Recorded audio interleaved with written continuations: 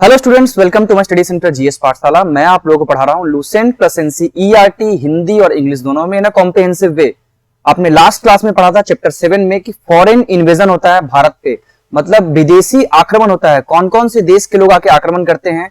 Syrian होते हैं, फिर ग्रीक लोग होते हैं जिसमें साइरस आएगा, कैम्बेसिस आएगा, फिर डेरियस आएगा, फिर उसी में अलेक्जेंडर सिकंदर आएगा जिसको सिकंदर महान कहा जाता है, वो आएगा।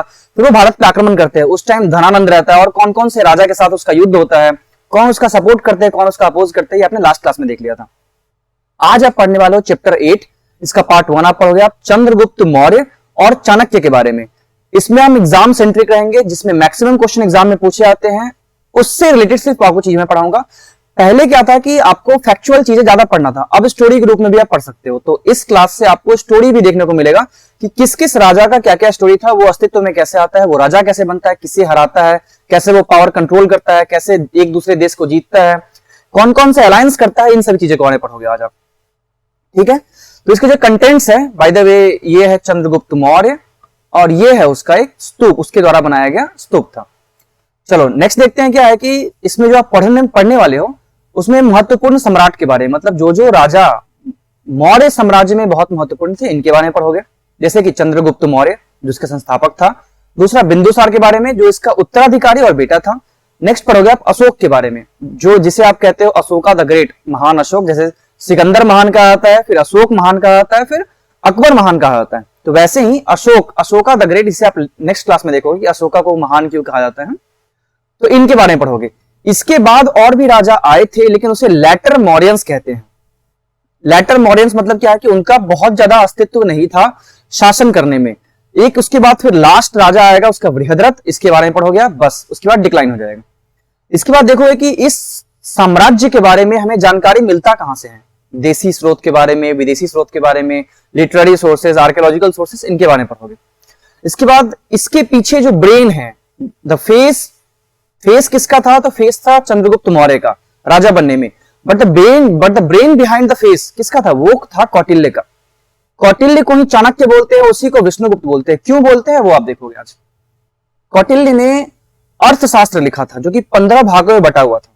15 अलग अलग किताबें थी जिसे 15 अधिकरण बोलते हैं। इसके बारे में पढ़ोगे कि उसके बारे में क्या जानकारी मिलती है, उसका सबका समरी।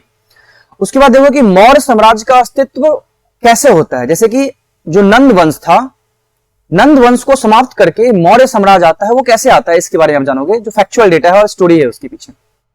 नेक्स्ट उसका साम्राज्य विस्तार होता है। जैसे कि मगध में रहता है उसका, जैसे आपको बताया था मैंने कि 16 महाजनपद से 4 आ गए थे, फिर 4 महाजनपद से 1 महाजनपद आ गया था।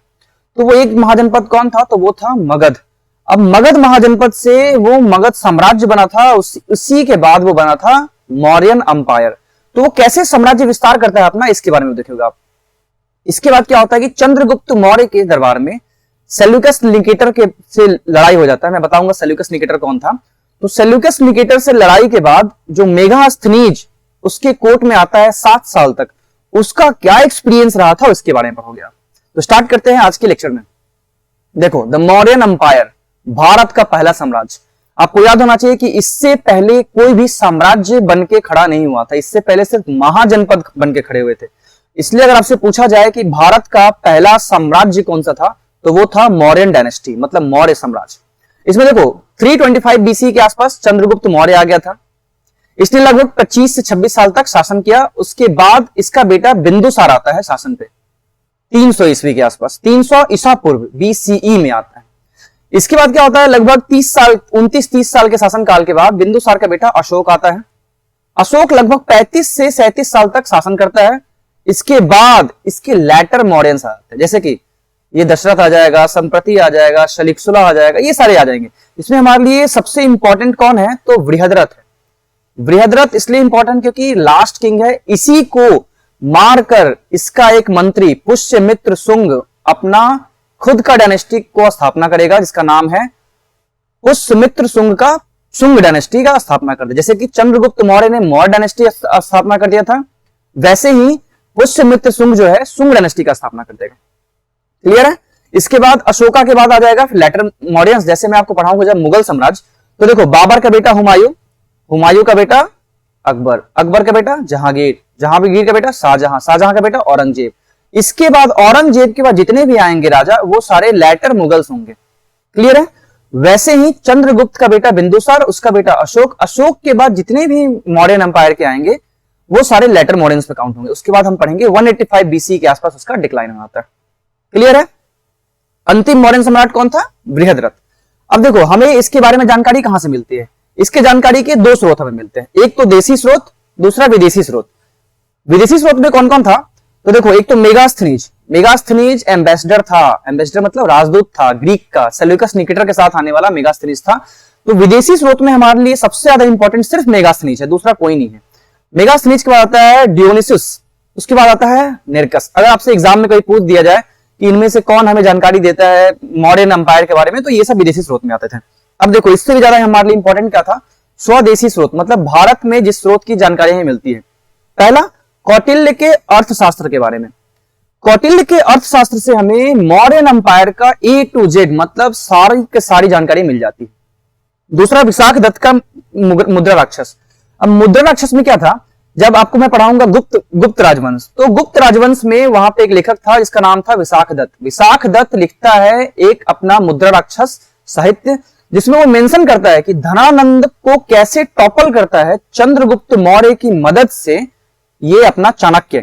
तो उसमें ये नसीहत दी जाती है, ये शिक्षा दी जाती है कि आपके दरबार में कभी चाणक्य जैसा सोचने वाला व्यक्ति कभी मिले तो उससे पंगा नहीं लेते हैं, उससे उसको कभी अपमानित नहीं करते हैं। समझ में आ रहा है? तो ये पूरी की पूरी कहानी कौन बताता है? विशाख दत्तकृत मुद्रा राक्षस। ये सब चीजें याद रखिएगा, सारे क्वेश्चंस पूछे जाते हैं इससे। ठीक है? अब देखो एक ऐसा बात है कि कौटिल्य को यूरोपियन ने क्या कह दिया कि वो इंडियन मैकियावेली है। अब मैकियावेली कौन था? तो यूरोप में एक फिलोसफर था जिसने बताया था कि स्टेट एडमिनिस्ट्रेशन चलता कैसे है। उसकी एक स्टैचू भी है यूरोप में, फ्लोरेंस नाम की सिटी आप मान लेके जाते हो तो देखोगे, तो फ्लोरेंस में उसका एक स्टैचू बना हुआ है। Actually the season of renaissance start from here, renaissance की शुरुआत वहीं से होती है, फ्लोरेंस से। तो वहां पे स्टैचू बनी हुई है। लेकिन अब देखो मैं आपको बताता हूं, आपको बताया गया क्या है हिस्ट्री में, the correction of history is necessary. Why? मैं आपको समझाता हूं। 1498 में, मई 1498 में ऐसा आपको बताया गया है कि वास्को डी गामा ने भारत की खोज की थी। अगर भारत की खोज 1498 में हुई थी तो 1800 साल पहले ये भारत ही है ना जहां पे शासन कर रहा है मौर्यन एम्पायर, तो ये भारत की खोज नहीं हुई थी। इसलिए this is the compulsory things की रीराइटिंग ऑफ हिस्ट्री, मतलब corrections of the history is compulsory. अगर आपको कहा जा रहा है कि इंडियन मैकियावेली है, तो इंडियन मैकियावेली कब की बात है? ये यूरोप में था, मतलब लगभग 1500 से 1700 के आसपास आया होगा। लेकिन चाणक्य कब का है? 300 बीसीई के आसपास का है, मतलब आज से 1800 साल पहले की बात है। तो 1800 साल पहले जो है, अगर आपको कहना है तो आप ये लिख के कहो कि Machiavelli is the European Chanakya. समझ में आ रहा है? मतलब मैकियावेली बाद में आया था, चाणक्य पहले आया था। तो अगर आप मैकियावेली को कहना है तो यू जस्ट से कि Machiavelli is the European Chanakya, ना कि Indian Machiavelli is the Kautilya. Getting my point? इसलिए द करेक्शंस आर रिक्वायर्ड। जैसे मान लिए इन केस अगर आप पढ़ते हो, किसी इंटरव्यू में बैठते हो, आपसे पूछा जाता है कि in your point of view what are the corrections that should be made in the history, then you must say these points also. Getting my point? That the India was not discovered by the Vasco da Gama in the 1498 and the Indian Machiavelli, जैसे कि Einstein को भारत का Napoleon कहा था। Why? ऐसा क्यों कहा था? इसलिए। Getting the point? खैर आप ये एग्जाम से टिक रहो। उसके बाद देखो क्या होता है कि जब भी मैं आपको बोलूं पर्सियन, तो पर्सियन का मतलब ईरानी है और ग्रीक का मतलब यूनानी है। क्लियर है? तो जो मेगास्थनीज था वो ग्रीक का था, ईरानी पहले आक्रमण करते हैं। क्लियर है यहां पे? अब देखो अर्थशास्त्र को, ये किसी सीरियल से लिया गया फोटो है। तो अर्थशास्त्र को अगर हम किसी हिस्ट्री के सोर्स के रूप में समझते हैं तो कैसे क्या समझते हैं? देखो जैसे आपको बुद्ध, महात्मा बुद्ध के बारे में आपने सुना है, जैसे लास्ट क्लास में मैंने पढ़ाया था आपको। तो महात्मा बुद्ध से पहले 6 और बुद्ध आ चुके थे। समझ में आ रहा है ना? वैसे ही अर्थशास्त्र लिखने से पहले 13 और शिक्षक थे जो कि अर्थशास्त्र के बारे में जानकारी दे गए थे। पर चूंकि अर्थशास्त्र में सबसे पहले the principle how to run the state administration किसने दिया था? ये चाणक्य ने दिया था। इसलिए देश अर्थशास्त्र जो था ये बहुत ज्यादा ही वैल्यूएबल था उस समय। अब देखो ये देख रहे हो कौटिल्य कौन था? तो उसका बचपन का नाम विष्णुगुप्त था, या फिर उसका पर्सनल नेम भी कह सकते हो विष्णुगुप्त था। वो कुटिला गोत्र से बिलोंग करते थे, इसलिए उसका नाम पड़ गया कौटिल्य। अब गोत्र किसे कहते थे? जब वैदिक एज में कुछ लोग, जैसे कि गाय की बहुत ज्यादा वैल्यू थी उस समय, तो गायों को क्या करते थे लोग कि एक एरिया में रखते थे और इस एरिया को आपस में लोग अपना परिवार मानते थे, जिसे ही गोत्र कहते थे। तो इस गोत्र के लोग आपस में शादी नहीं कर सकते थे, ना ही यहां को छोड़ के कहीं जाते थे। समझ में आ रहा है? इसलिए जो the legacy of gotra is still being seen in the Indian culture as well. Getting the point? तो गोत्र इसे बोलते हैं। तो उनका गोत्र जो था, गोत्र था कुटिला, इसलिए उन्हें कौटिल्य बोल दिया गया। और उनके पिता का नाम था चनक, उनके पिता का नाम था चनक, इसलिए इन्हें चाणक्य भी कह दिया गया था। अब देखो, चाणक्य जो थे वो नैतिकता में बहुत विश्वास रखते थे। समझ में आ रहा है? मतलब पॉलिसी बहुत ज्यादा वो फॉलो करते थे अपना। अब उसका एग्जांपल समझाता हूं। एक बार की बात है कि चाणक्य जो था, चाणक्य एक जगह अपने घर में बैठ के कुछ इंक पॉट लेके और मोर का पंख लेके, एक दिया लेके, और फिर उस पे कपड़े पे कुछ लिख रहे थे। फिर एक आदमी आता उनसे मिलने के लिए, तो ये देख रहा होता है ये सारी एक्टिविटी। उन्होंने सब कुछ लिख लिया। उसके बाद क्या करते हैं कि फिर से दूसरा एक कपड़ा निकालते हैं, फिर से दूसरा दवात निकालते हैं, फिर दूसरा मोर का पंख निकालते हैं, और फिर से दूसरा एक दिया निकालते हैं। तो इसने पूछा, उस आदमी ने चाणक्य से पूछा कि आप ऐसा क्यों नहीं कर सकते हैं? आप कपड़ा दूसरा ले सकते हैं, या फिर दवात को वही रखिए, आप दिया का इस्तेमाल कर सकते हैं, सेम दिया का इस्तेमाल कर सकते हैं, सेम आप दवात का इस्तेमाल करके सेम आप उसका इस्तेमाल कर सकते हैं, मोर के पंख का। तो आपने ऐसा क्यों नहीं कहा? द चाणक्य रिप्लाइड, चाणक्य ने क्या कहा? Earlier I was doing the work for the state administration, so I was using the resources provided to me by the state. पर अब मैं अपना पर्सनल काम कर रहा हूं, so I am using the resources of mine only. Clear है? तो इसलिए he was the man of the policy, वो पॉलिसी में बहुत ज्यादा विश्वास रखते थे। अब चाणक्य क्या है हमारे लिए इंपॉर्टेंट बहुत ज्यादा है। क्यों?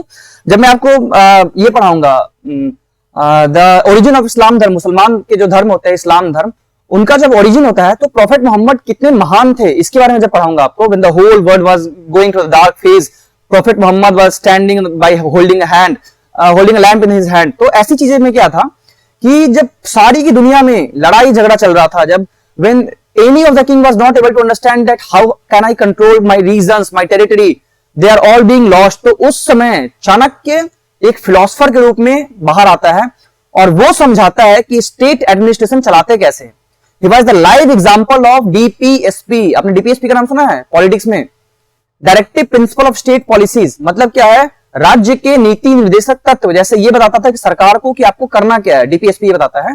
खैर आज का सरकार तो समझता नहीं है, तो DPSP समझाता है कि करना क्या है। He was the live example of DPSP।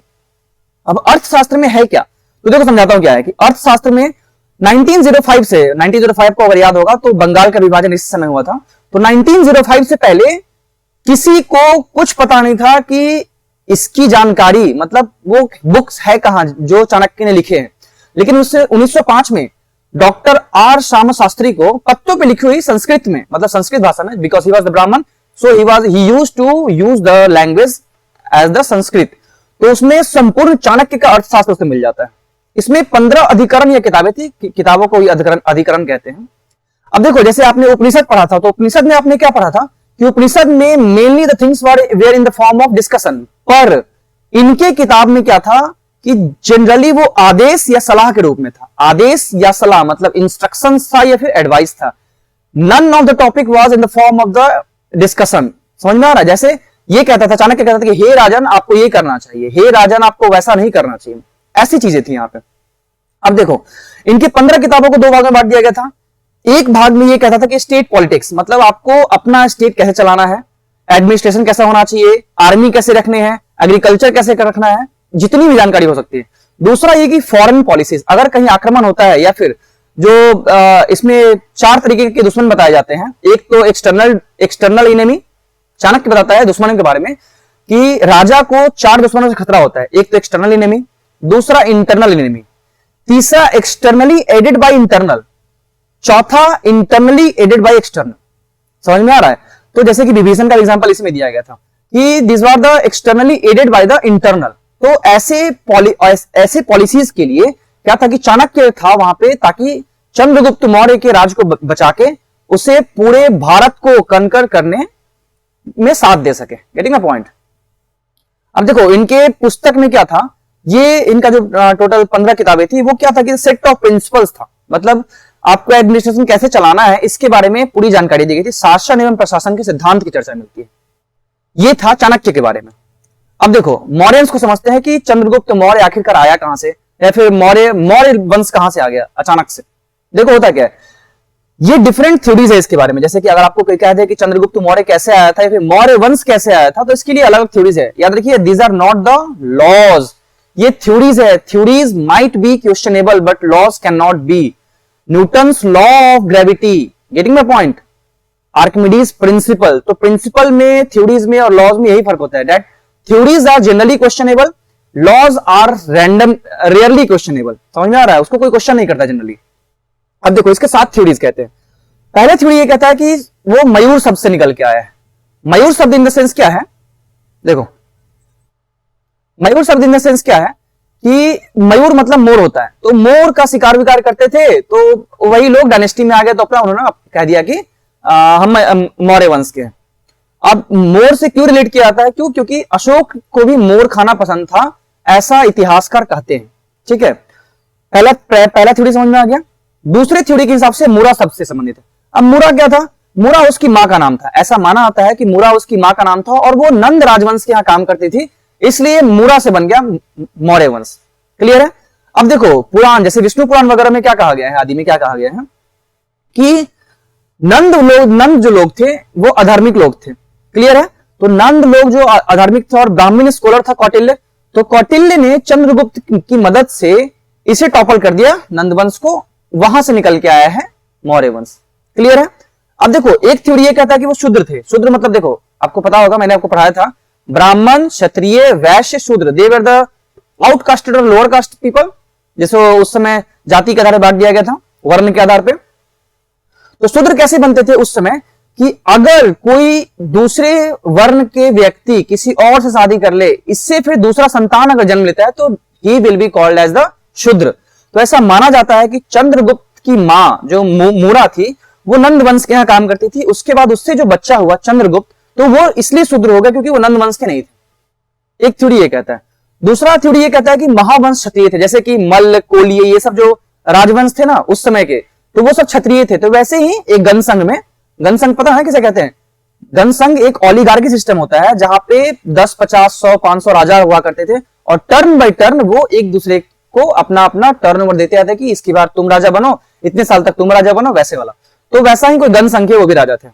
अब देखो जैन साहित्य क्या करता है कि वो किसी कबीले के सदस्य हुआ करते थे, राजा नहीं, किसी कबीले का सदस्य हुआ करता था, जो कि मोर का शिकार आदि किया करते थे। जैन साहित्य ये कहता है। अब देखो जस्टिन ने क्या कहा, ये जस्टिन एक ग्रीक लेखक है, यूनानी लेखक है। इसने कहा क्या कहा कि चंद्रगुप्त जो था वो काफी साधारण जीवन जिया करता था। साधारण जीवन था, काफी हम्बल लाइफ, तो ही मस्ट बी अ शूद्र। क्लियर है। दूसरा ये कहा कि वो peacock as a part of architect and palaces या फिर क्वाइंस के रूप में भी आपको देखने को मिल जाएगा पिकॉक।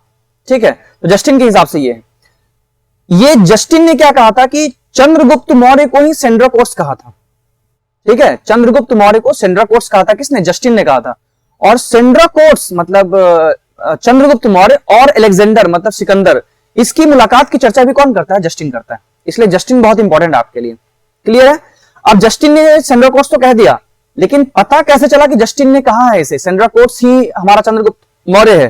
तो ये विलियम जोन्स ने, जो एक ब्रिटिश ऑफिशियल था, तो विलियम जोन्स ने यह पहचान कराया कि चंद्रगुप्त मौर्य ही सेंड्राकोट्स है। मतलब क्या है कि गंगाधर ही शक्तिमान है। Hence proved LHS is equal to RHS। Getting my point. चलो नेक्स्ट देखते हैं। अब इतने 7 थ्योरीज तो आपको कह दिया गया, पर कंक्लूजन क्या निकलता है कि आखिरकार मौर्य कौन थे? तो मौर्य के लिए 3 कंक्लूजन निकलता है। एक तो मौर्य गणसंघ से थे, मतलब गणसंघ के वो थे, ऐसा कहा जाता है। दूसरा कि उनका संबंध जो है मोर से तो था ही, ठीक है, उनका संबंध मोर से था। तीसरा ये कहा था कि वो जंगल वाले इलाके में रहा करते थे। तो ऐसे निकल के आता है कि मौर्य राजवंश आ कैसे गया पावर में।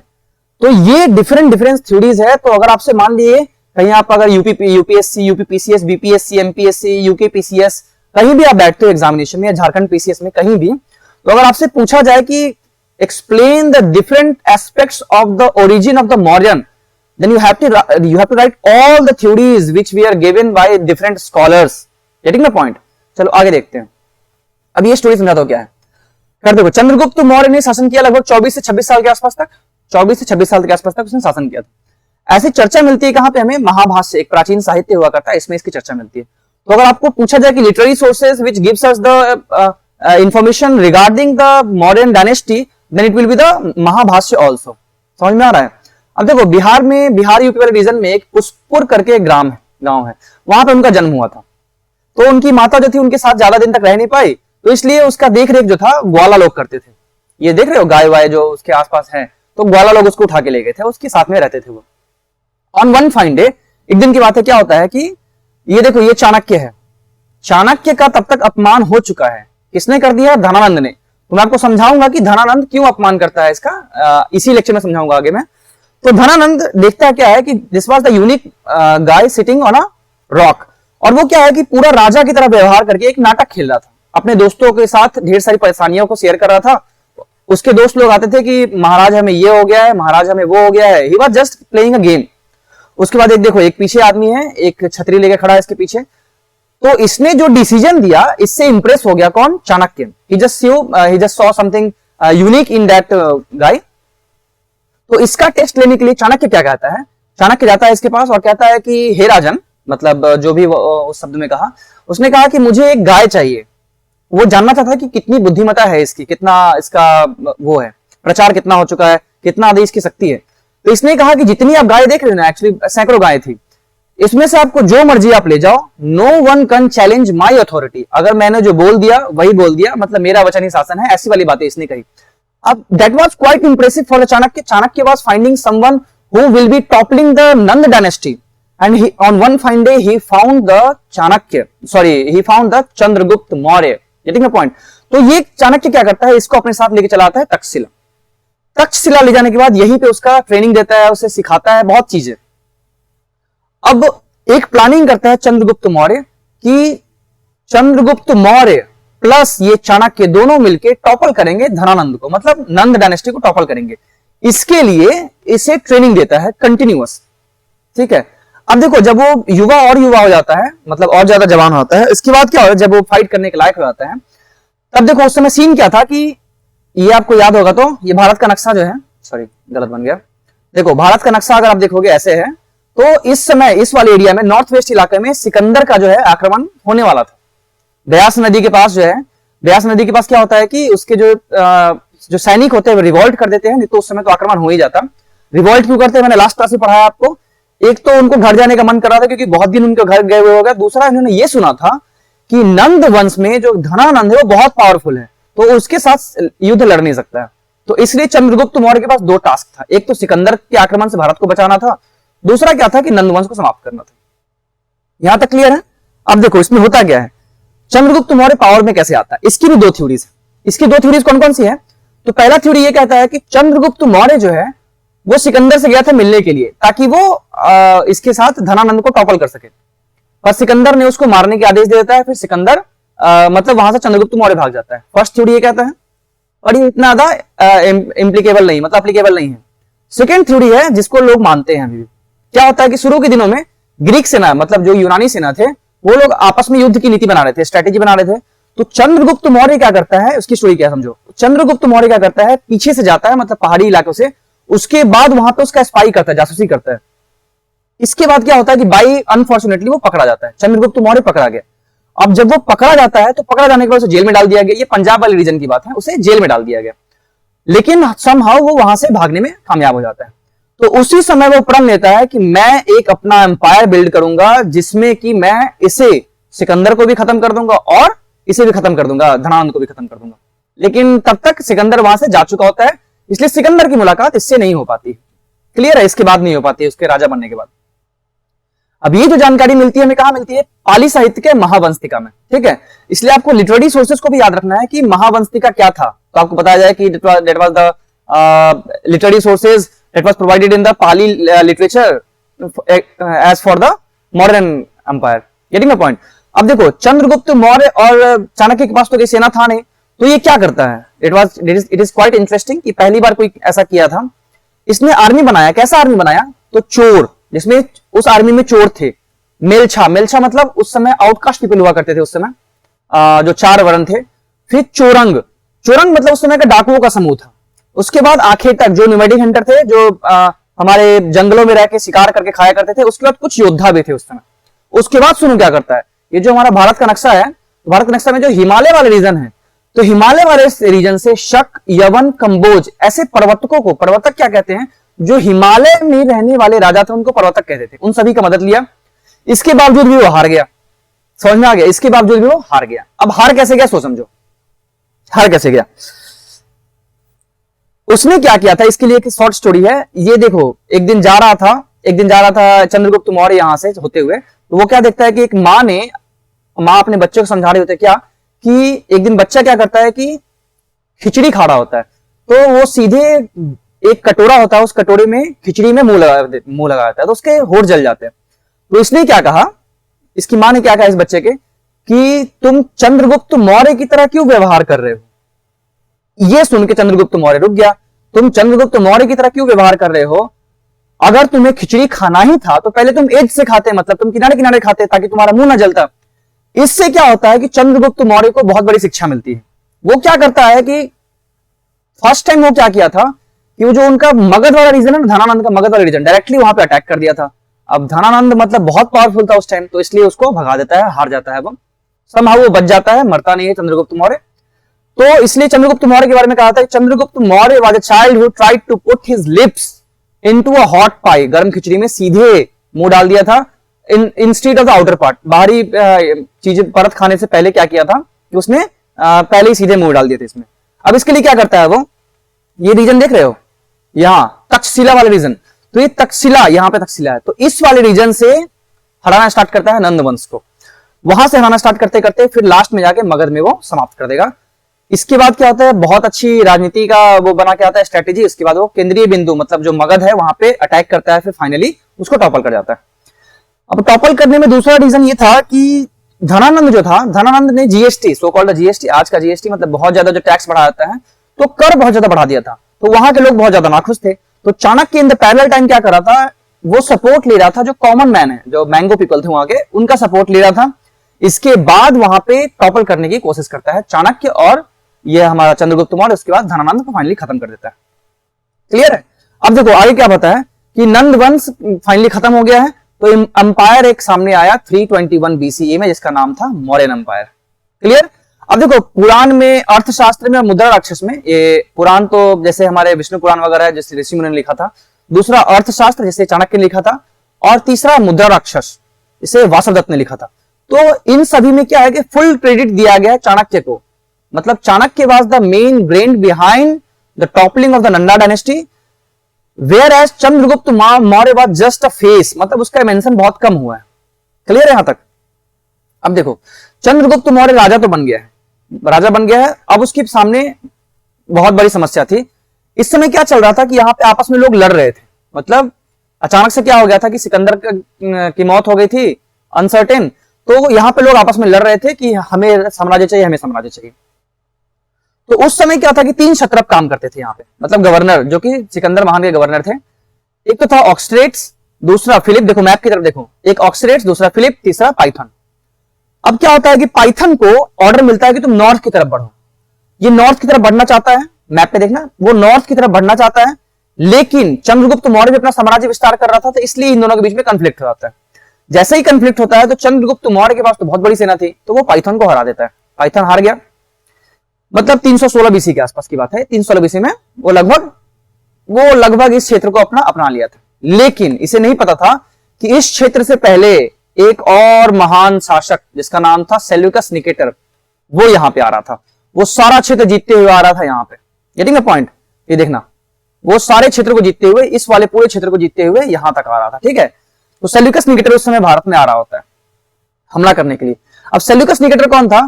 तो सेल्यूकस निकेटर को अपॉइंट किया गया था सिंध और अफगानिस्तान का गवर्नर के रूप में। ठीक है? सिंध और अफगानिस्तान मतलब ये वाला जो रीजन है, इस वाले रीजन में उसको गवर्नर नियुक्त किया गया था। अब वो आता है, वो सेम चीज जो सिकंदर ने किया था उसे दोहराने की कोशिश करता है, क्योंकि वो अपना जन्म सिद्ध अधिकार समझ रहा था, क्योंकि वो सोच रहा था कि मैं भी सीरिया ग्रीक वाले रीजन से आया हूं, तो मैं भी उस पर हमला आक्रमण करूंगा, मैं भी पूरे विश्व विजेता बनूंगा। क्लियर है? तो इसलिए वो आता है। इवन की जो उसने नहीं कर पाया था, सिकंदर ने भारत में टोटल कन्क्वेस्ट कर नहीं पाया था, क्योंकि धनानंद से तो लड़ने गया नहीं था वो, तो वो भी दोहराना चाहता है। लेकिन होता क्या है कि चंद्रगुप्त मौर्य के बाद बहुत बड़ी सेना होती है, दोनों के पास एक्चुअली बहुत बड़ी सेना होती है। तो एक दिन की बात है, मतलब दोनों आपस में टकरा जाते हैं इंडस के सामने, मतलब दोनों चंद्रगुप्त मौर्य के पास टकरा जाते हैं दोनों आपस में, सेल्यूकस निकेटर और चंद्रगुप्त मौर्य। मतलब लगभग एक 1.5-2 लाख के आसपास की सेना से ज्यादा में लड़ाई होती है, वो चंद्रगुप्त मौर्य जीत जाता है। ये लड़ाई कब होती है? 305 बीसीई में। एज ए रिजल्ट क्या होता है कि वो ट्रीटी साइन करता है। सेल्यूकस निकेटर का यह पहला हार था। एज ए रिजल्ट क्या करता है? ट्रीटी साइन करता है, जिसमें ये कहता है, जिसमें सेल्यूकस निकेटर ये कहता है कि मैं आपको जेड्रोसिया, देख रहे हो, जेड्रोसिया, आर्कोसिया, मैप पे देखो, मैप पे जेड्रोसिया, आर्कोसिया और बैक्ट्रिया, ये रीजन आपको देता हूं मैं, मतलब आर्या अफगानिस्तान वाला रीजन है, जो हेरात वाला रीजन होता है बैक्ट्रिया के पास में, ये आपको रीजन में देता हूं। आप एक काम करो, मेरी बेटी की शादी कर लो। जिसकी बेटी का नाम क्या था? हेलेना। अब देखो, हेलेना शादी करना होता है, इसके दो थ्योरीज है। हेलेना शादी करता है, एक थ्योरी ये कहता है कि हेलेना जो थी इसकी ब्रेवरी से, मतलब इसके बहादुरी से प्रसन्न थी, मतलब दिल जीत लिया था हेलेना का, इसलिए हेलेना ने शादी किया था चंद्रगुप्त मौर्य से। दूसरा थ्योरी ये कहता है कि नहीं, एज ए ट्रीटी, मतलब जो संधि के मुताबिक उसने शादी किया था। ठीक है, इसके दो थ्योरी से। बदले में क्या करता है कि चंद्रगुप्त मौर्य से 500 हाथी देता है, 500 हाथी, प्रशिक्षित हाथी। अब देखो हाथी की स्टोरी क्या है, तो हाथी बहुत इंपॉर्टेंट था उस समय, हाथी से युद्ध लड़ा करते थे। इनफैक्ट चाणक्य का जो अर्थशास्त्र है उसमें हाथी को प्रशिक्षित करने के लिए, how to train the elephant for war, उसमें एक सेक्शन दिया गया है जिसमें आपको बताया जाए कि हाथी को ट्रेन कैसे करना है। Getting the point? उसके साथ हेलेना की शादी हो गई और इसे बदले में 500 हाथी दे देता है। उसके बाद क्या करता है सेल्यूकस निकेटर, 500 हाथियों की मदद से जितना भी यहां पे युद्ध हो रहा था उन सभी में जीतता है वो। समझ में आ रहा है ना? क्योंकि युद्ध तो चल रहा था लगातार में। क्यों चल रहा था? क्योंकि अचानक से सिकंदर की मौत हो गई थी। सिकंदर के मरने के बाद ये सारा फ्रेगमेंटेशन हो गया था। उस फ्रेगमेंटेशन को कंसोलिडेट करने के लिए सेल्यूकस निकेटर ने इन 500 हाथियों का यूज करके बहुत सारे क्षेत्र को जीत लिया था। समझ में आ रहा है? उसके बाद क्या करता है सेल्यूकस निकेटर, क्या करता है, अपना एक राजदूत मतलब एम्बेसडर को भेजता है, इसका नाम है Megasthenes. Very important source of history about, if you have to know about the Mauryan dynasty then it will be the Megasthenes only. Getting the point? तो मेगास्थनीज जो है वो 7 साल तक मौर्यन एम्पायर में रहता है। उसके बाद वो बताता है उसके बारे में स्टोरीज क्या क्या है। अब देखो मेगास्थनीज, ये किसी सीरियल से लिया गया फोटो है। मेगास्थनीज ये जब आता है यहां भारत में, तो सबसे पहले ये देखो, ये भारत में आता है तो Takshashila is somewhere over here, Takshashila से होते हुए यहां मगध तक आएगा वो। ठीक है, तो जब ये तक्षशिला से मगध तक आएगा तो इसे जीटी रोड बोलते हैं। GT road, grand trunk road, आज के मॉडर्न टाइम में जीटी रोड का जैसे मेडिवल एरा में बनाया था शेरशाह सूरी ने, अर्लियर स्टेज में चंद्रगुप्त मौर्य ने बनाया था। Getting the point? और अब तो खैर चल ही रहा है उसका कंस्ट्रक्शन का काम भी। तो जीटी रोड मतलब ग्रैंड ट्रंक रोड, जिसे जीटी रोड को उस समय कहते थे उत्तर पथ। याद होगा आपको, उत्तर पथ ये है और दक्षिण पथ वॉज समवेयर ओवर हियर, यहां से निकल के ऐसे दक्षिण पथ होता था। तो वो कहता है चंद्रगुप्त मौर्य के साम्राज्य में जब वो आता है मेगास्थनीज, तो वो कहता है कि Indians are very well in construction of the road, क्योंकि जब वो तक्षशिला से आ रहा था बाय रोड मगध तक, उसने रोड सबसे अच्छा देखा। आज तक उसने ऐसा रोड, इतना अच्छा रोड नहीं देखा था। क्लियर है? वो ग्रीक का राजदूत बन के आता, मतलब वहां ग्रीक राजदूत बन के आता है। कहां पे? चंद्रगुप्त मौर्य के यहां पे शासनकाल में, मतलब उसके दरबार में। वहां पे आता है, उसने एक बुक लिखी है जिसका नाम था इंडिका। अब क्या है कि वो पाटलिपुत्र वाले रीजन में रहता था। ये देख रहे हो, पाटलिपुत्र वाले रीजन में सिर्फ कन्फाइंड था, इसलिए उसके पास बायसनेस इन स्टोरी है। मतलब वो जो स्टोरीज लिखेगा ना, उसमें बहुत सारी चीजें ऐसी है जो सिर्फ confined to this simple state है, जो कि वो शौक अरमान देखता है। यहाँ पे बहुत सारे जो सिर्फ राजशाही चीजें उसको देख पाता है, जो ग्राउंड लेवल की चीजें उसको नहीं देख पाता है। कौन? मेगास्थनीज। इसलिए थोड़ा सा इसमें कंफ्लिक्ट है इसके मेगास्थनीज को राइटिंग्स को लेके, कि हाँ वो चीजें नहीं बता पाया है जो कि लिटरेरी सोर्सेज और इंडिया के बता चुके हैं। अब देखो मेगास्थनीज की राइटिंग में क्या है, उसने क्या कहा कि जब मैं वहां पे पहुंचा मगध, जब मैं पहुंचा पाटलिपुत्र, तो वहां पे बहुत बड़ा, इतना बड़ा राजमहल था जो मैंने आज से पहले कभी नहीं देखा था। उस राजमहल का जो निर्माण हुआ था वो लकड़ी से हुआ था। मतलब हमें अवशेष मिलता है कहां पे? कुम्हरहार में और बुलंदी बाग में, जो पाटलिपुत्र के नजदीक है। लकड़ी से बना वो था, महल था, जिसके चारों तरफ बहुत ही खूबसूरत नजारे थे, जिसमें बहुत मोटी मोटी दीवारें बनाई गई थी और फोर्टिफाइड था, मतलब किलेबंद था वो। उस किलेबंद दीवार के अंदर क्या था कि 570 टावर्स थे। 570 टावर्स मतलब वहां पे जो पहरेदार हुआ करते थे, उन टावर्स के हेल्प से वहां पे देखा करते कि दुश्मन देश अटैक ना कर दे, कोई दुश्मन आसपास के राजा को अटैक ना कर दे। और वहां पे 64 गेट्स थे। मतलब you can understand that how huge was the fortification in the Mauryan empire. 64 वहां पे दरवाजे हुआ करते थे, मल्टी स्टोरी बिल्डिंग थी वहां पे। गार्डन, बर्ड्स, बहुत प्रॉस्परस राज्य था वो। Getting my point. अब देखो राजा जो था, राजा तो खुद सज धज के निकलता था, लेकिन वो जिस हाथी पे सवार होकर निकलता था, ऐसा मेगास्थनीज ने कहा है कि वो जिस हाथी पे सवार होकर निकलता था वो भी सोने चांदी से सजे होते थे। अब देखो इंटरेस्टिंग फैक्ट क्या है, जैसे कि से फॉर एग्जांपल ये हाथी निकल गया, ठीक है, इसके साइड साइड से इसके सैनिक निकलेंगे या लोग निकलेंगे, उनके माथे पे वो लेके चलते थे झाड़ पत्ते, और उस झाड़ पत्ते पे क्या था, जैसे कि आप देखते होंगे आज के दिन में जो ऐसे लाइट लेके चले जाते हैं शादी में, उन झाड़ पत्तों पे क्या था कि चिड़िया हुआ करती थी, वो चिड़िया जिंदा हुआ करती थी, मतलब उन झाड़ पत्तों पे लाइव बर्ड्स बैठ के चला करती थी। उसके बाद देखो जो चंद्रगुप्त मौर्य था उसके सुरक्षा के लिए, जैसे आज के डेट में एसपीजी कमांडो है ना, तो उस समय के डेट में वहां पे हथियार बंद सैनिक रहा करते थे, लेकिन कंडीशन ये था कि सैनिक जो थे सिर्फ महिलाएं थी, मतलब चंद्रगुप्त मौर्य के सुरक्षा में कोई भी पुरुष नहीं था सिवाय महिला के। Getting the point. एक और चीज है कि जैसे कि बहुत ही कॉमन ट्रेंड है कि राजा जो खाना खाता है उसको पहले चखा जाता था, लेकिन चाणक्य ने एक स्पेशल चीज किया था, क्या कि उसका इम्यून सिस्टम बढ़ाने के लिए, जैसे कि अगर आप मान लिया आपको कोविड हो गया था तो आपके इम्यूनिटी का इंजेक्शन दिया जा रहा था, you have been injected by the immunity injection, तो वैसे ही उसका इम्यून सिस्टम बरकरार रहे कि इनकेस किसी दिन उसको जहर मिल जाए पानी में पिए खाने में, तो वो तुरंत न मर जाए। इसलिए क्या करता था चाणक्य कि उसके खाने में जहर मिलाता था, थोड़ा मात्रा में, जहर विद्या में बहुत निपुण था चाणक्य, तो थोड़ी मात्रा में जहर मिलाता था ताकि उसका इम्यून सिस्टम बना रहे, और किसी एक दिन मान लिया उसको जहर मिल भी जाए तो उसके मरने के चांसेस कम रहे। Getting the point. ऐसा कहा जाता है कि चाणक्य ने उसे सिखाया था कि राजा जो है वो न्याय का देवता होता है, इसी एक वजह से चंद्रगुप्त मौर्य जो है उसमें अपने दरबार में बहुत देर तक उपस्थित रहता था, सिवाय अपने कंफर्ट उसमें आराम को त्याग कर, मतलब he just used to neglect his personal comfort and used to stay in his court for a longer period. Getting the point? अब देखो उसमें यह भी कहा गया है, मेगास्थनीज ने कहा है कि वहां पे प्रशासन व्यवस्था में मंत्री परिषद भी रहा करती थी। ठीक है, जब मैं आपको पढ़ाऊंगा एडमिनिस्ट्रेटिव फ्रेमवर्क तो उसमें आप देखोगे कि वहां पे मंत्री परिषद भी रहा करती थी। अब राजा क्या करता था, वहां पे स्पाई भी रखता था, जासूस रखता था, जैसे आप देखते हो ना टाइगर भाई को, he just used to work for the रॉ एंड कटरीना कैफ आईएसआई, तो ऐसे जासूस रखा करते थे ताकि कोई विद्रोह हो रहा है, षड्यंत्र हो रहा है, इन सभी खबर मिल जाए उसे। अब मेगास्थनीज की बात क्या था कि इसके पास लगभग 6 लाख सैनिक थे, मतलब उस समय के साम्राज्य के लगभग आधी जनसंख्या, मतलब से फॉर एग्जांपल कि उस समय की 12 से 15 लाख के आसपास की जनसंख्या थी पूरे साम्राज्य में, तो 6 लाख वहां पे सिर्फ वो हुआ करते थे, सैनिक हुआ करते थे। अब उन सैनिकों को क्या दिया जाता था, रथ, भाला, तीर, धनुष, तलवार, इन सब के साथ निपुण रखा होता था। अब देखो आपको बताया जाए एक इंटरेस्टिंग फैक्ट और है कि Mauryan dynasty was the earlier one, मतलब जो पहला डायनेस्टी था जिसने की सेनाओं को और ऑफिशियल्स को कैश में सैलरी देना स्टार्ट किया था। आपको पता होगा कि बार्टर सिस्टम, आप हमें गेहूं दो मैं आपको चावल देता हूं, वैसा वाला सिस्टम, तो पहली बार कैश में सैलरी देना स्टार्ट किया था किसने, मौर्यन एम्पायर ने। इसकी वजह से ऑफिशियल्स काफी खुश रहा करते थे और कैश सैलरी मिलेगी उस समय, मतलब आज से 2300 साल पहले, तो मतलब that was very big thing. तो यू कैन जस्ट थिंक कि कितना प्रोस्परस राज्य था उस समय, तो पंच मार्क्स कॉइन वगैरह दिया करते थे उस टाइम।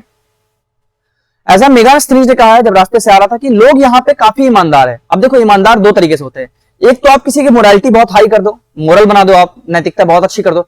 दूसरा है कि आपने नियम कानून बहुत सख्त रखे हो, जैसे कि से for example in Saudi Arabia, तो ऐसे नियम कानून थे वहां पे। ये क्या कहता है मेगास्थनीज, ये कहता है कि body injury was a very common thing, जैसे आपने चोरी की आपका हाथ काट दिया जाएगा, getting the point. And capital punishment was the ultimate, capital punishment मतलब you will be hanged till death, फांसी की सजा, गेटिंग द पॉइंट। तो ये चीजें जानकारी में कौन देता है, मेगास्थनीज देता है। अब देखो भारत जो था उस समय 4 वर्ग में बटा था, ब्राह्मण, क्षत्रिय, वैश्य, शूद्र, पर मेगास्थनीज ने भारत को कामकाज को on the basis of occupation he divided the India into the modern dynasty in the 7 parts.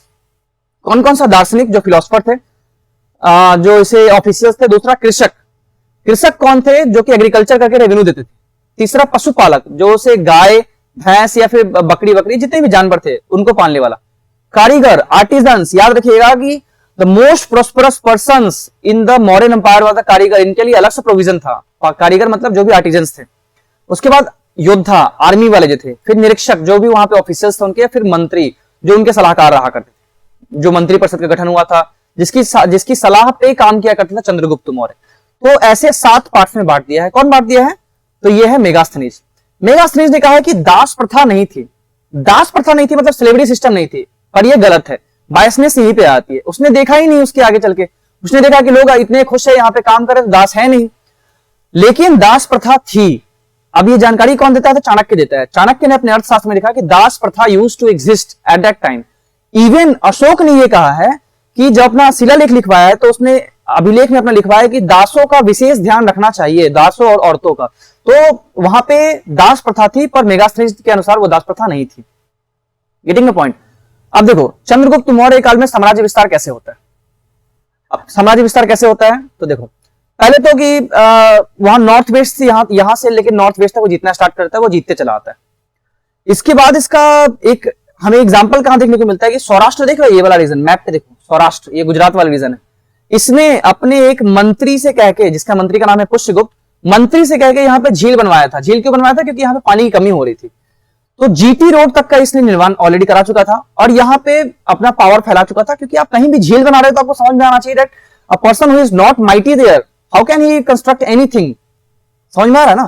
तो वहां पे जरूर उसका शासन चलता था बहुत अच्छे तरीके से, उसका डायरेक्ट कंट्रोल था, इसलिए वहां पे उसने झील बनवाया था। लेकिन with the passage of time क्या होता है कि एक समय मैंने आपको लास्ट क्लास में पढ़ाया था जैन धर्म के समय कि he came in contact with Bhadrabahu. Bhadrabahu कौन था?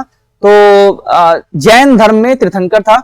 तो भद्रबाहु और स्थूलभद्र दो लोग हुआ करते थे। स्थूलभद्र श्वेतांबर और भद्रबाहु दिगंबर। तो once upon a time in antiquity क्या होता है कि यहाँ पे आ जाता है फेमाइन। तो फेमाइन की वजह से क्या होता है कि ये भद्रबाहु के साथ चला आता है यहाँ पे Shravana Belagola. It is place somewhere over here. Shravana Belagola चलाता है, इसके बाद वापस जाता है तो ये जैनी बन जाता है और फिर हमारा जैन धर्म में 2 भागों में बढ़ जाता है, श्वेतांबर दिगंबर में। ठीक है, इसके बाद क्या करता है कि ये दे देता है अपना सारा का सारा राज्यपाठ किसको? बिंदुसार को। Getting the point? बिंदुसार को दे देता है। उसके बाद क्या करता है, कौटिल्य जो है बिंदुसार को मतलब ऐसे सलाहकार कुछ दिन तक रहता है, फिर वहां से चला आता है। समझ में आ रहा है? बिंदुसार के सलाह कुछ दिन तक सलाहकार रहता है, फिर वहां से चला आता है। अब वो चला क्यों जाता है वहां से? क्योंकि आपस में मतभेद हो जाता है। कौटिल्य वहां से चला आता है, आपस में मतभेद हो जाता है। अब कौटिल्य के साथ तो ऑलरेडी एक ट्रेजेडी हो चुकी थी क्योंकि उसको अपमानित किया गया था। अपमानित क्यों किया गया था? क्योंकि धनानंद ने अपमानित किया था ना, आपको याद होगा। तो धनानंद ने अपमानित क्यों किया था? क्योंकि चाणक्य जो था एक दिन कहा था कि आसपास के जो भी इन्वेजन हो रहे हैं उससे टैकल करने के लिए आपको राजन, मैं आपको सलाह दे रहा हूं या निर्देश दे रहा हूं कि आप अपने जितने भी आपके क्षेत्र के या फिर आस पड़ोस के जितने भी राजा है उन सभी के साथ आप मित्रता कीजिए या फिर अलायंस कीजिए। जो नहीं मान रहा, आपकी अधीनता स्वीकार नहीं कर रहा है, उसे खत्म कीजिए। तो आपका राजपाट जो है वो काफी दिन तक चल सकता है। पर धनानंद तो बहुत ज्यादा पावरफुल था उस टाइम, इसलिए चाणक्य को अपमानित कर दिया था। अब कौटिल्य के साथ, जो चाणक्य के साथ दोबारा यही चीज हो जाता है। मतलब क्या होता है कि फिर से इसे अपमानित कर देता है। कौन? तो बिंदुसार। बिंदुसार कौन था? तो इसका बेटा, चंद्रगुप्त मौर्य का बेटा। अब देखो इसको स्टोरी क्या है कि चाणक्य को मिलता था खाने में थोड़ा थोड़ा जहर, सॉरी चाणक्य देता था चंद्रगुप्त मौर्य को खाने में थोड़ा थोड़ा जहर। एक दिन क्या होता है कि चाणक्य का खाना जो है उसकी चंद्रगुप्त मौर्य का जो खाना है उसकी पत्नी खा लेती है। उसकी पत्नी मतलब बिंदुसार की मां खा लेती है, जिसकी वजह से कुछ कॉम्प्लिकेशंस हो गए। बिंदुसार जो था उस समय एक्चुअली उसकी मां जो थी प्रेग्नेंट थी, दुर्धा प्रेग्नेंट थी। दुर्धा कौन है? तो चंद्रगुप्त मौर्य की वाइफ। चंद्रगुप्त मौर्य की वाइफ का नाम है दुर्धा। तो ये प्रेग्नेंट थी, बिंदुसार होने वाला था, मतलब it was around the 9th of the month of the pregnancy. तो कुछ कॉम्प्लिकेशंस होते हैं। तो चाणक्य जो था ऑलरेडी जहर विद्या में निपुण था। तो इसने, जैसे कि आपको बहुत सारे मूवीज में आपने देखा होगा कि डॉक्टर से that we have the only one option that you can either save your child और द वाइफ और the mother of the child, whatever. तो उस समय क्या होता है कि कॉम्प्लिकेशंस की वजह से इस बच्चे को बचा लिया जाता है। किसको? बिंदुसार को, और उसकी मां को छोड़ दिया जाता है। ऐसे वो मां उसकी मर जाती है। अब बिंदुसार बड़ा होता है, जब पावर में आता है तो इसका एक मंत्री रहता है, उसका नाम मंत्री का रहता है सुबोधन। बिंदुसार के मंत्री का नाम क्या रहता है? सुबोधन। तो सुबोधन ने क्या किया, एक दिन उसको शिक्षा दिया, इसको बिंदुसार को, कि तुम्हारी मां को मारने वाला और कोई नहीं, चाणक्य है। लेकिन चाणक्य उसकी मां को तो मारा नहीं था। Chanakya was the person who saved the life of the Bindusara. Bindusara की मां मर गई थी तो उसकी देखरेख किसने की थी? एक आया ने, मतलब नर्स ने की थी।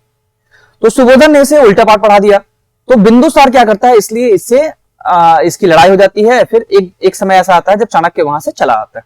चाणक्य चला आता है तो फिर वहां पे बिंदुसार को पता चला बाद में कि जब उसको नर्स ने ऐसी चीजें बताई कि ऐसा नहीं था, आपने चाणक्य को हटा के गलती कर दिया वगैरह वगैरह। तो उसके बाद क्या होता है कि कौटिल्य को कहता है वापस आने के लिए, लेकिन कौटिल्य वापस नहीं आता है। अब कौटिल्य वहां पे जाता है, फिर कौटिल्य की मृत्यु आती है। इसके लिए भी दो थ्योरीज है, एक थ्योरी ये कहता है कि स्वयं को जहरीला खाना के देके मार दिया था, दूसरा ये कि सुबोधन ने उसे जला दिया था। पर इसमें भी पहले वाले थ्योरीज को ज्यादा माना जाता है कि स्वयं को जहरीला खाना देके मार दिया होगा। इसके बाद पावर पे कौन आएगा? बिंदुसार। तो बिंदुसार के बारे में आप पढ़ोगे नेक्स्ट लेक्चर में। तब तक आप देखोगे क्वेश्चंस को, क्वेश्चंस देखोगे, जितने भी क्वेश्चंस है आपको सारे क्वेश्चंस करने हैं, क्योंकि सारे एग्जाम सेंट्रिक है। देखो, निम्नलिखित में से कौन सा सबसे पुराना राजवंश है? गुप्त वंश नहीं, मौर्य वंश, हाँ इसके बारे में पढ़ा है आपने, वर्धन नहीं है, कुषाण नहीं है, तो मौर्य वंश सबसे पुराना राजवंश। नेक्स्ट, प्रथम भारतीय साम्राज्य स्थापित किया गया था। प्रथम भारतीय साम्राज्य, याद रखिए पहला भारतीय साम्राज्य था तो मौर्य वंश था। तो इसकी स्थापना किसने की थी? कनिष्क ने नहीं, हर्ष ने नहीं, चंद्रगुप्त मौर्य ने किया था, हाँ समुद्रगुप्त ने नहीं की थी। पहला भारतीय साम्राज्य। नेक्स्ट, किसके शासनकाल में मेगास्थनीज आया था? मेगास्थनीज कौन था? मेगास्थनीज था ग्रीक गवर्नर, मतलब ग्रीक एम्बेसडर, जो सेल्यूकस निकेटर का एम्बेसडर था, राजदूत था। तो वो किसके शासनकाल में आया था? चंद्रगुप्त मौर्य के शासनकाल में। अशोक नहीं था, हर्षवर्धन नहीं था, चंद्रगुप्त मौर्य, हाँ बिल्कुल सही है, कुमारगुप्त भी नहीं था। नेक्स्ट, अर्थशास्त्र की रचना की थी। अर्थशास्त्र की रचना किसने की थी? चाणक्य ने, कौटिल्य ने, विष्णुगुप्त ने, तीनों एक ही नाम है। धनानंद नहीं, कौटिल्य, हाँ सही है। बिंबिसार ने नहीं किया था, पुष्यमित्र ने नहीं किया। नेक्स्ट क्वेश्चन, चाणक्य अपने बचपन में किस नाम से जाने जाते थे? चाणक्य का पर्सनल नाम क्या था? विष्णुगुप्त था बचपन में, इसलिए उसको क्या जाना जाता था? विष्णुगुप्त के नाम से। अजय नहीं था, चाणक्य नहीं, विष्णुगुप्त, हाँ यही सही आंसर है। नेक्स्ट है डी भी नहीं हो जाएगा। कौटिल्य प्रधानमंत्री थे, कौटिल्य को क्या कहा जाता है? चाणक्य या विष्णुगुप्त? कौटिल्य किसके प्रधानमंत्री थे? चंद्रगुप्त मौर्य के। चंद्रगुप्त विक्रमादित्य नहीं है, अशोक के भी नहीं थे, तब तक तो मर चुके थे वो। चंद्रगुप्त मौर्य के थे, हाँ, राजा जनक के नहीं। चलो नेक्स्ट क्वेश्चन, कौटिल्य का अर्थशास्त्र क्या है? क्या है ये? चंद्रगुप्त मौर्य के संबंध में नाटक है, ये एक आत्मकथा है, नाटक तो नहीं है, किसी की आत्मकथा भी नहीं है। नेक्स्ट, चंद्रगुप्त मौर्य का इतिहास है, ये हो सकता है, या फिर शासन के सिद्धांतों का पुस्तक है, ये आंसर सही है। चंद्रगुप्त मौर्य के, क्योंकि अगर कोई और ऑप्शन नहीं होता तो ये हो सकता था चंद्रगुप्त मौर्य का इतिहास, पर ये ऑप्शन है शासन के सिद्धांतों की पुस्तक, इसलिए इसे कहा जाएगा। नेक्स्ट, कौटिल्य के अर्थशास्त्र में किस पहलू पर प्रकाश डाला गया है? अब ये सेट ऑफ प्रिंसिपल देता था, जैसे how to run the administration, statecraft की वो पॉलिसीज देते था। इसमें आर्थिक जीवन है, नहीं है, राजनीतिक नीतियां, हाँ ये सही है, धार्मिक जीवन नहीं है, सामाजिक जीवन नहीं है, इसलिए इसका आंसर हो जाएगा बी नंबर। नेक्स्ट, किस राजा की कहानी मुद्रा राक्षस नाटक का विषय है? मुद्रा राक्षस किसने लिखा था? तो चंद्रगुप्त मौर्य के लिए लिखा गया था। किसने लिखा था? विशाख दत्त ने। मुद्रा राक्षस लिखा था विशाख दत्त ने, जिसमें चंद्रगुप्त मौर्य की कहानी थी। इसमें यह कहा गया था कि चंद्रगुप्त कैसे टॉपल करता है नंद डायनेस्टी को, ठीक है, मुद्रा राक्षस में कहा गया। नेक्स्ट, निम्नलिखित में से किसकी तुलना मैकियावेली के प्रिंस से की जाती थी? अब मैकियावेली से किसकी तुलना की जाती थी? चाणक्य की। कालिदास नहीं, कौटिल्य का अर्थशास्त्र हाँ, वात्स्यायन का कामसूत्र नहीं, तिरुवल्लुवर का तिरुकुल्लम नहीं है। नेक्स्ट, ऑप्शन नंबर बी हो जाएगा इसका। मेगास्थनीज की पुस्तक का नाम क्या था? वेरी सिंपल, मेगास्थनीज ने इंडिका बुक लिखा था। अर्थशास्त्र नहीं है, ऋग्वेद नहीं है, पुराण नहीं है, इंडिका सही है, ठीक है, ऑप्शन नंबर डी। नेक्स्ट, सिंड्रोकोट्स से चंद्रगुप्त मौर्य की पहचान किसने की थी? विलियम जोन्स ने, वी स्मिथ ने, आर के मुखर्जी ने, डी आर अम्बेडकर ने। विलियम जोन्स था ये, ऑप्शन नंबर ए सही है। आपको याद होगा मैंने पढ़ाया अभी आपको। लेक्चर को आपको रिवाइज करना है ताकि आपको सारे क्वेश्चन आंसर याद हो सके। नेक्स्ट, यूनानी लेखक जस्टिन द्वारा किसे सेंड्रोकोट्स कहा गया है? सेंड्रोकोट्स किसे कहा गया? चंद्रगुप्त मौर्य को। जस्टिन ने कहा था ना चंद्रगुप्त मौर्य, यही आंसर है। चंद्रगुप्त प्रथम नहीं है, चंद्रगुप्त द्वितीय नहीं है, समुद्रगुप्त नहीं है, ऑप्शन नंबर ए हो जाएगा। नेक्स्ट, निम्नलिखित में से किसे सेंड्रोकोट्स चंद्रगुप्त मौर्य और सिकंदर महान की भेंट का उल्लेख देता है? ये किसने दिया? जस्टिन ने दिया था। ये प्लिनी, जस्टिन ये हो जाएगा ऑप्शन नंबर बी, ये सही गलत है। नेक्स्ट, स्ट्रैबो गलत है, मेगास्थनीज ये भी नहीं कहा था। जस्टिन ने कहा था कि सेंड्रोकोट्स और सिकंदर महान आपस में मिलते हैं। नेक्स्ट, जिसके ग्रंथ में चंद्रगुप्त मौर्य का विशिष्ट रूप से वर्णन हुआ है वो कौन सा है? तो भाष्य में नहीं हुआ है, शूद्रक नहीं सुना आपने, विशाख दत्त, हाँ विशाख दत्त ने किया था, ठीक है, विशाख दत्त ने किया था। चंद्रगुप्त मौर्य के बारे में जानकारी, जिसके पुस्तक का नाम क्या था? मुद्रा राक्षस, भूलना नहीं है, अश्वघोष नहीं है। नेक्स्ट, पाटलिपुत्र में स्थित चंद्रगुप्त का महल मुख्यतः किससे बना हुआ था? लकड़ी से बना हुआ था। आपको अवशेष मिला था ना, कहां पे? कुम्हरार में और बुलंदी बाग में। ईंटों का नहीं बना हुआ था, पत्थर का नहीं बना हुआ था, लकड़ी का। हाँ, नेक्स्ट है मिट्टी का, यह भी नहीं बना हुआ था।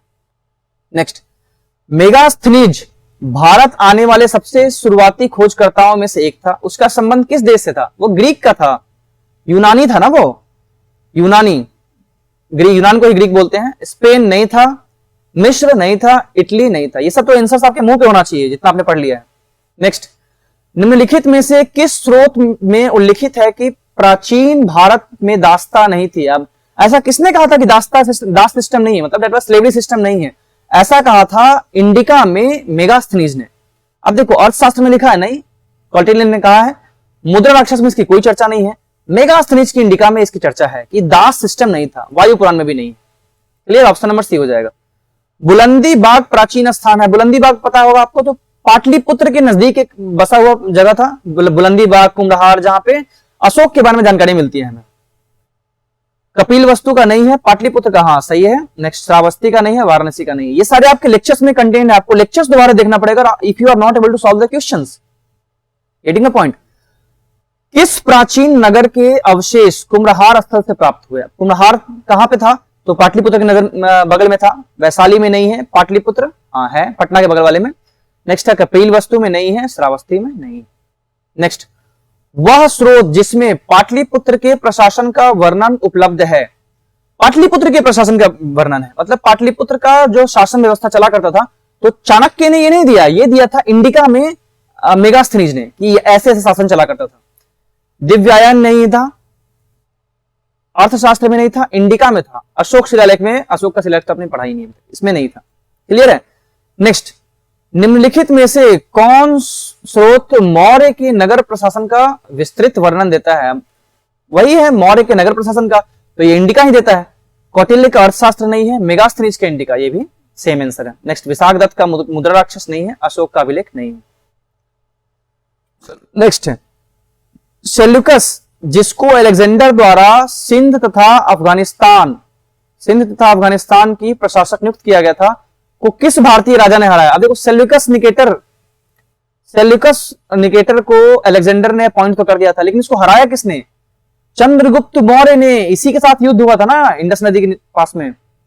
चंद्रगुप्त मौर्य, ये समुद्रगुप्त नहीं है, अशोक नहीं है, बिंदुसार नहीं है, चंद्रगुप्त है इसका आंसर से। क्लियर है। ऐतिहासिक ग्रांड ट्रंक रोड, जिसको जीटी रोड भी बोलते हैं, उस समय का उत्तर पथ का निर्माण कई शासकों द्वारा कराया गया था। ठीक है। मौर्य वंश के शासनकाल के दौरान इसे क्या कहा जाता था? याद रखिएगा, ये जो भारत का नक्शा है, तो भारत के नक्शा में ये जो मगध से लेके तक्षशिला तक जो उत्तर पथ है, इसको क्या कहते थे? जो जीटी रोड था, मॉडर्न जीटी रोड, उसको क्या कहते थे? उसे कहते थे हम उत्तर पथ। समझ में आ रहा ना? उत्तर पथ, जहां पे लोग व्यापार किया करते थे जिस रास्ते से आते आते। उत्तर पथ आंसर सही है। पूर्वी पथ नहीं है, बादशाही सड़क नहीं है, राजपथ नहीं है। नेक्स्ट, चंद्रगुप्त मौर्य ने सेल्यूकस को किस वर्ष पराजित किया था? It was the year of 305 BCE। ठीक है, 305 BCE में हराया था। नेक्स्ट है, इसमें 317 BCE नहीं है, 315 नहीं है, 305 हाँ सही है, 300 BCE नहीं है। नेक्स्ट, मौर्य काल के दौरान शिक्षा का सबसे प्रसिद्ध केंद्र निम्नलिखित में से कौन था? चाणक्य ने सबसे पहले शिक्षा किसको दी थी? चाणक्य ने चंद्रगुप्त मौर्य को शिक्षा कहां दी थी? That was the Takshashila only. उस समय तो उज्जैन, वल्लभी, नालंदा विश्वविद्यालय तो आया भी नहीं था। वर्ल्ड का अर्लीस्ट विश्वविद्यालय कौन सा है? तक्षशिला है। इंडिया का अर्लीस्ट फर्स्ट विश्वविद्यालय जो है नालंदा है, याद रखिएगा। पहले ये भी इंडिया में आया करता था, पर जब से पाकिस्तान का बंटवारा हो गया भारत से, तब से वो पाकिस्तान में हो गया। उज्जैन नहीं है, वल्लभी नहीं है, नालंदा नहीं है, ये तक्षशिला है। नेक्स्ट, जल की आवश्यकता को ध्यान में रखते हुए जिस प्रथम शासक ने गिरनार क्षेत्र में एक झील का निर्माण कराया था, उसका नाम क्या है? चंद्रगुप्त मौर्य ने पुष्यगुप्त को ऐसा आदेश दिया था कि तुम्हें एक झील का निर्माण कराना है गिरनार में। ठीक ना पॉइंट? तो वो चंद्रगुप्त मौर्य था जिसने ऐसा ऑर्डर दिया था। अशोक ने नहीं दिया था, रुद्रदामन ने नहीं दिया था, स्कंदगुप्त ने नहीं दिया था। मेगास्थनीज ने भारतीय समाज को कितने श्रेणी में बांट दिया था? ऐसे भारतीय समाज कितने श्रेणी में था? 4 श्रेणी में, ब्राह्मण, क्षत्रिय, वैश्य और शूद्र। लेकिन मेगा श्रेणी ने कितनी श्रेणी में बांटा था? वो 7 श्रेणी में बांटा था। आपको पढ़ाया था ना मैंने अभी भी। 4 नहीं था, 5 नहीं था, 6 नहीं था, 7। Answer D. नेक्स्ट, मौर्य समाज का विभाजन प्रातः वर्गों में और विशेष तौर पर उल्लिखित है। कौटिल्य के अर्थशास्त्र में किसने डिवाइड किया है, विभाजन किया समाज का? तो कौटिल्य ने तो नहीं किया था, वो मेगास्थनीज ने किया था। कौटिल्य के अर्थशास्त्र में नहीं है, अशोक के शिलालेख में नहीं है, पुराणों में भी नहीं मिला है, मेगास्थनीज के इंडिका में मिला है। Getting the point. Chandragupta Maurya के बाद मौर्य सिंहासन पर विराजमान होने बैठने वाले निम्नलिखित में कौन शासक था? तो वो था उसका बेटा, चंद्रगुप्त मौर्य का बेटा बिंदुसार। बिंबिसार नहीं, ये तो हरेक वंश का संस्थापक था जब महाजनपद मगध में हुआ करता था। अशोक नहीं है, अशोक तो बिंदुसार का बेटा है। बिंदुसार ऑप्शन सी सही है। विष्णुगुप्त चाणक्य का ही नाम है, इसलिए ऑप्शन सी हो जाएगा। अंतिम मौर्य सम्राट था, याद रखिएगा, डेट वाज द बृहद्रथ, जिसे पुष्यमित्र शुंग ने हटा दिया था उसके राजगद्दी से। उसके बाद शुंग राजवंश की स्थापना करता है। That was Jalauka, Avantivarman, Nandivardhana, Brihadratha. Option number D हो जाएगा। आज के लिए बस इतना ही। कल मिलता हूं मैं आपसे। चंद्रगुप्त मौर्य के बाद जो बिंदुसार शासन में आता है उसकी एडमिनिस्ट्रेशन कैसे चलती है, फिर अशोक आएगा, कल ही इसके बारे में आप पढ़ोगे। अगर आपको लेक्चर नहीं समझ में आ रहा है then you have to revise, ताकि आप सारे क्वेश्चन सॉल्व कर सको। और जितने भी स्टेट पीसीएस के एग्जाम में, I just promise you, I can just give you the my words that जितने भी स्टेट पीसीएस के एग्जाम्स हैं उन सभी में आप 90% से क्वेश्चन यहां से ज्यादा सॉल्व कर सकते हो। चलो भाई, आज के लिए इतना ही। धन्यवाद।